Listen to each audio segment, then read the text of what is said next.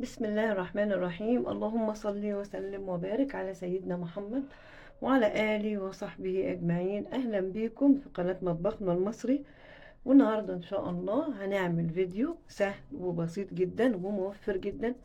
هنعمل البقسماط اللي بنستعمله في البانيه أو في أي حاجة بنعملها بانيه. لحمة بقى، شرايح لحمة، كبدة، أي حاجة بنحب نعملها بانيه طبعا بنحتاج البقسماط. فأنا النهاردة هنعمل لكم البقسماط من العيش اللي هو بيفضل عندنا بدل ما نرميه، وطبعا حرام. بمسكه بحمصه زي ما احنا شايفين كده في الفرن اهو. بحمصه اذا كان بلدي او فينو او اي عيش عندك، وبكسره كده اهو. انا مكسراه طبعا، وبحطه في الكبه او في المفرمه اللي عندك، اي حاجه بتفرمي بيها بنعمل بيها.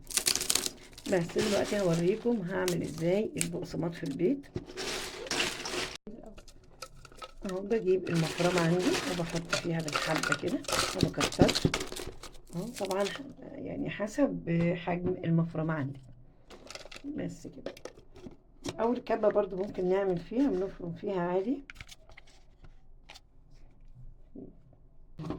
كده، وبنبدأ نشغل الخلاط.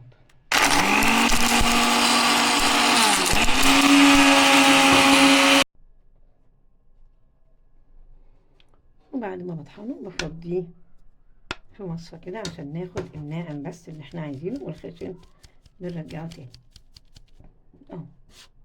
يبقى معاكي احلى بقسماط ممكن تعمليه في البيت وموفر جدا. هكملهم ونرجع نشوف هنعمل ايه كمان ان شاء الله. دلوقتي زي ما احنا شايفين بعد ما طحنتهم زي ما قلت في المطحنة او في الكبة، بندخلهم بمصفى تكون ايه سلك، اللي هي ناعمة قوي دي اهو. ادي شكل البقسماط اهو.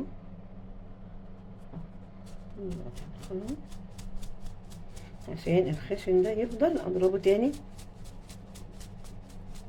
كده، واي مصفى واسعة هتنزل لك الخشن ده، هيضايق يعني في البانيه، مش هيبقى حلو.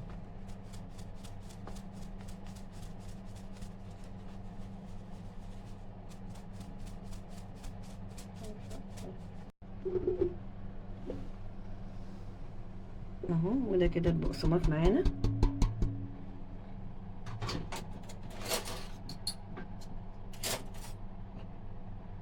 وهنا بضيف البهارات اللي انا عايزاها: حبهان بودر، ثوم بودر، بهار مشكل، فلفل اسمر، شطه، كزبره ناشفه. وبتضيفي اي بهارات انت عايزاها، كركم، كاري، اي حاجه عايزه تضيفيها او بتستعمليها ضيفيها عليه. وعايزاه حار بنحط الشطه، عايزاه عادي كده ما بنحطش شطه. بس كده اهو. وكده بقى عندك بقسماط مبهر تشتغلي بيه زي الفل وموفر عليك. احنا بنجيب الكيس ب20 جنيه، والله ما بيعمل حاجة، مش بيكمل يعني المرة الواحدة.